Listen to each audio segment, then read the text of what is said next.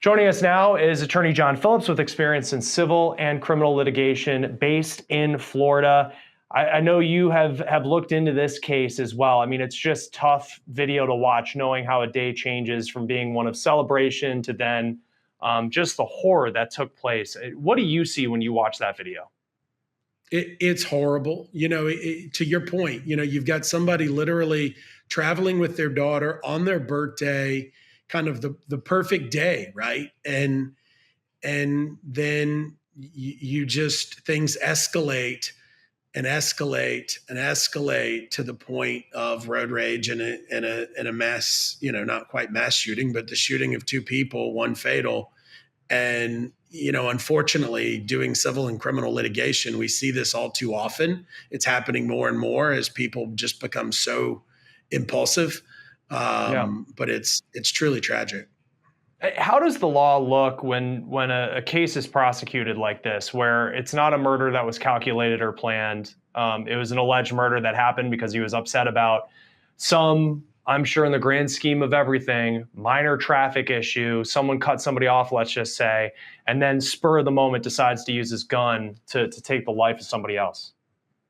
Yeah, in Florida, we've seen it multiple ways. So typically one would think you would get, a non-first degree murder charge because there isn't premeditation as one would expect. But then we have the Jordan Davis case, which I was involved with, 10 years ago, where a jury did say, and a prosecutor and police force, aggressively pursued premeditation based upon, seconds. It doesn't have to be an overnight planning under Florida law. And here there was a gap between, all the arguing and the shooting.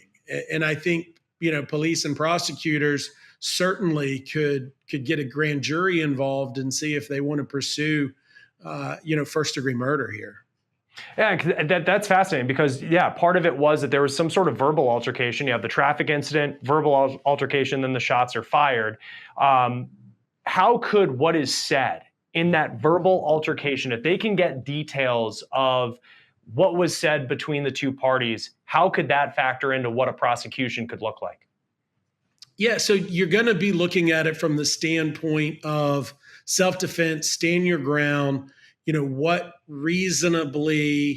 fear of self or others were the perpetrators essentially, facing. And again, everything from the reports I've seen is there was no imminent threat to bodily harm. There was no gun. There was nothing in the car that would have provoked fatal self-defense. And so if you don't have fatal self-defense, you have an impulsive shooting based upon, circumstances stemming from, the operation of motor vehicles, which doesn't warrant force, right?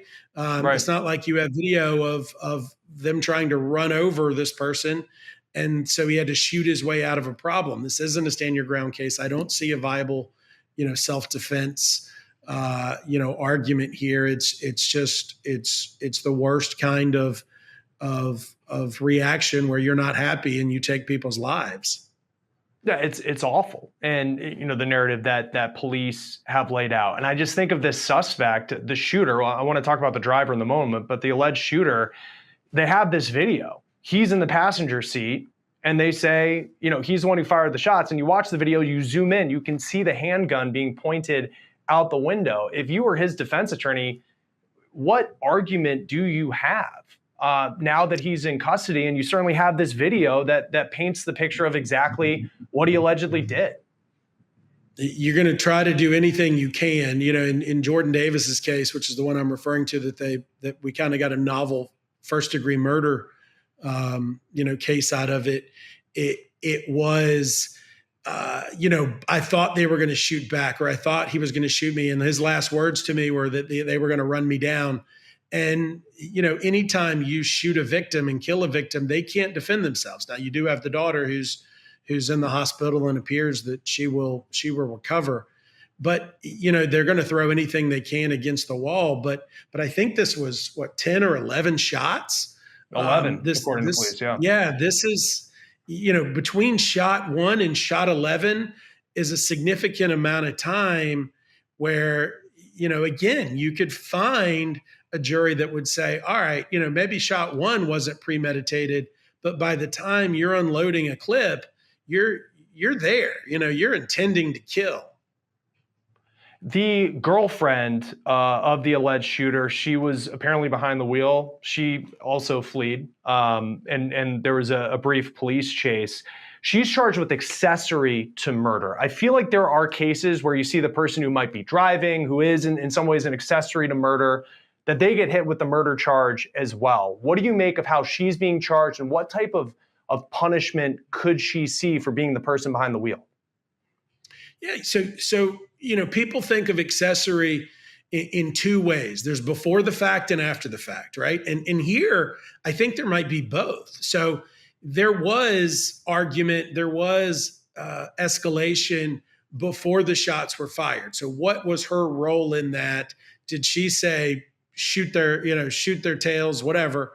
But we can see accessory after the fact, which is where you have a shooting and you don't, you think of stand your ground. You don't stand your ground. You flee like a coward and try to get away with it. And trying to get away with murder in Florida is often prosecuted up there with murder, because you are trying to, help somebody get away with taking somebody else's life. And, the police actually, and I do civil rights work too, exercised extreme restraint, because oftentimes when you have a fleeing felon, who's killed somebody, police can take lives into their hands too. And the fact that they were peacefully detained, says something for local law enforcement. How could her punishment compare to her boyfriend's if he's found guilty? He's charged with murder. You assume that's life. But for her being accessory to murder, what type of time could she be looking at? It really depends on their role and how complicit she was with the directions and participation in either the murder or the getaway. But you're looking at, 20, 30-year sentences all the way up to where they essentially, and again, it depends on whether they're charging this as so in Florida, capital murder, capital rape, first degree murder, first degree, sex crimes come through a grand jury. In the federal system, pretty much everything comes through a grand jury, but prosecutors and police have a lot more discretion in states. And so it really depends, is this a first degree or a second degree murder case, as to what she could carry. But jurors and judges have thrown the absolute book and given an equivalent sentence to somebody who's helping perpetrate or get away from a murder, just as if you participated in it. I also want to note as well, here's this couple, and we looked at their Facebook pages, and they, it's they're in every picture together, and they look like this couple that's truly in love. But then, of course, in the run, he ditched her. He ran on his own, left her behind in the car, according to what police said. These victims, at the time of this recording, the 19-year-old daughter, she's on a ventilator, she's in the ICU. There's a GoFundMe page raising money. I don't know what their insurance situation looks like, but obviously that cost of care is significantly high. What avenues can a family take, assuming that these perpetrators, if found guilty, that they don't have a lot of money, but where could they potentially, is there any path that they could take to get some sort of damages to be able to pay for the medical bills and for what life potentially could look like going forward? Most of the work that I do is representing victims of violence or negligence, find recovery. And in this case, it is dismal at best. You've got the GoFundMe, so you've got the court of public opinion, so to speak, that can help. Florida has terrible laws related to auto insurance. We actually don't mandate bodily injury insurance. Some states have like minimum $25,000 policies. Florida does not.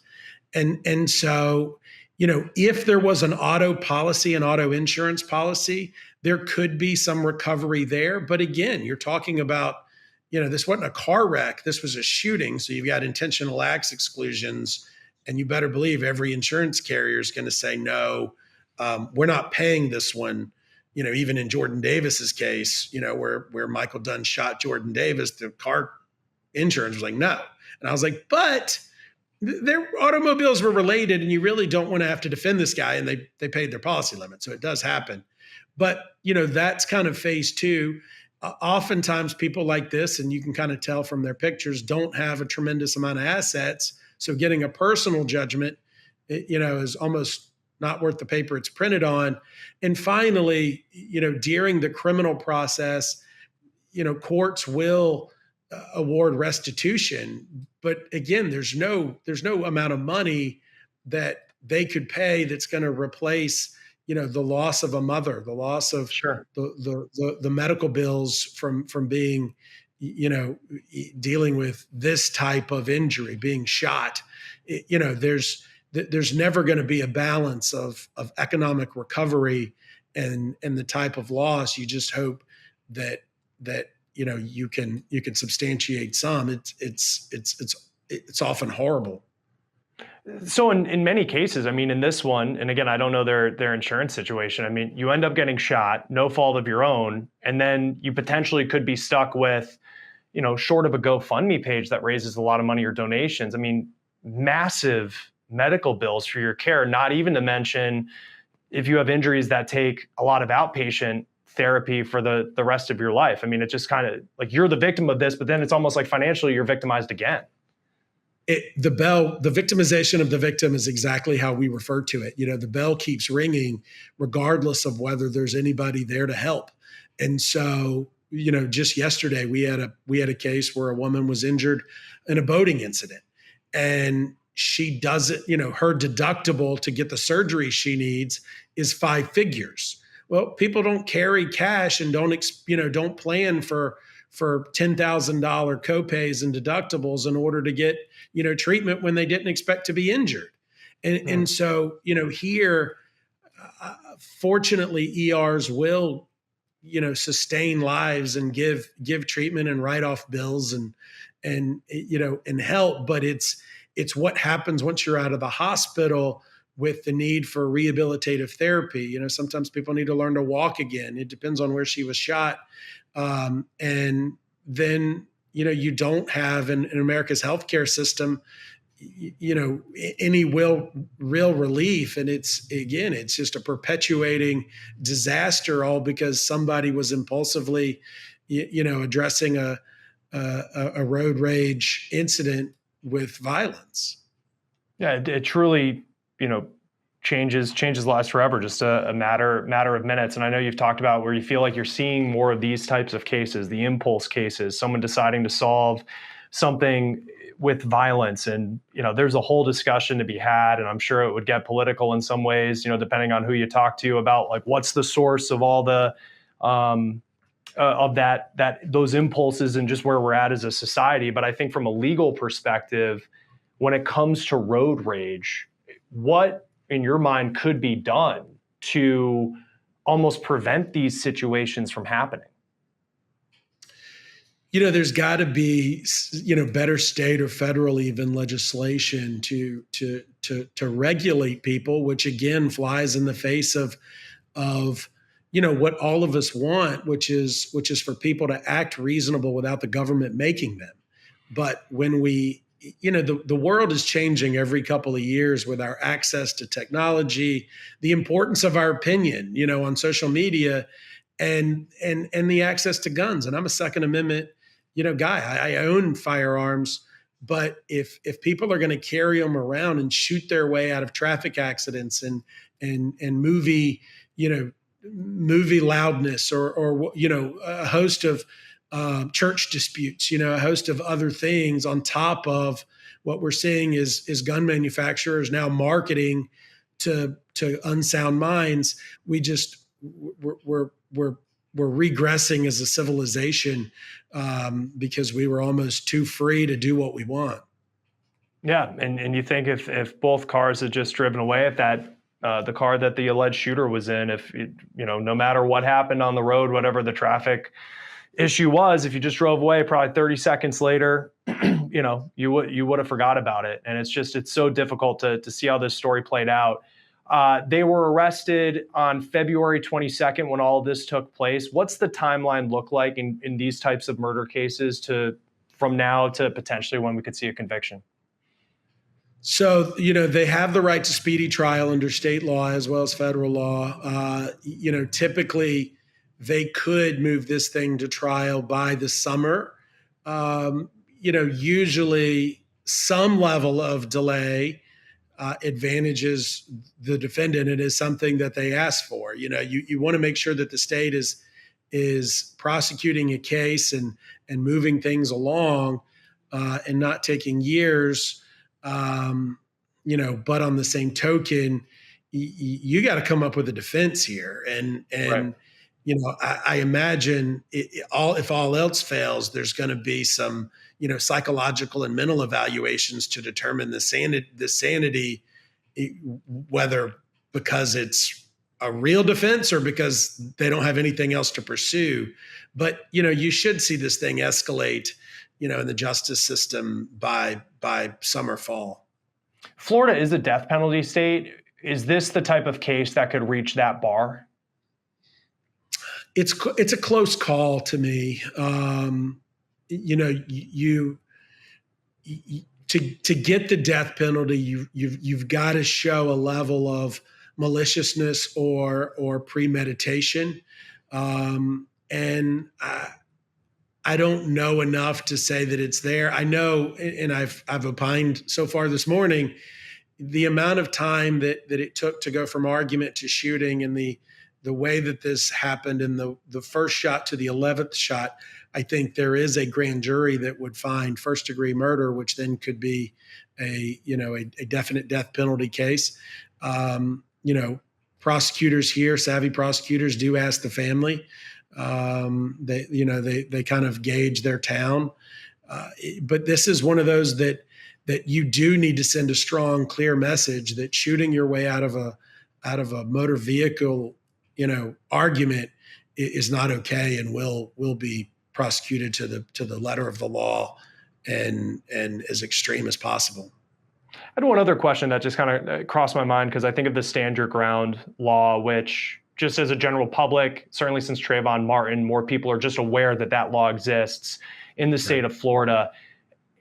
Are jurors now, when someone, presumably they show this video in court, and if you're a defense lawyer, you might try to make the stand your ground self-defense law or argument. Are jurors more aware of that law? Does the I was trying to defend myself argument, how has kind of the awareness around those laws and maybe just the awareness of these types of cases have you seen impact a jury pool and just a juror's knowledge when it comes to some of these cases and how they see things? Yeah, 2010 to 2015, in Florida, you had Trayvon Martin and then you had Jordan Davis, who was the loud music shooting. Certainly people were more aware of stand your ground then.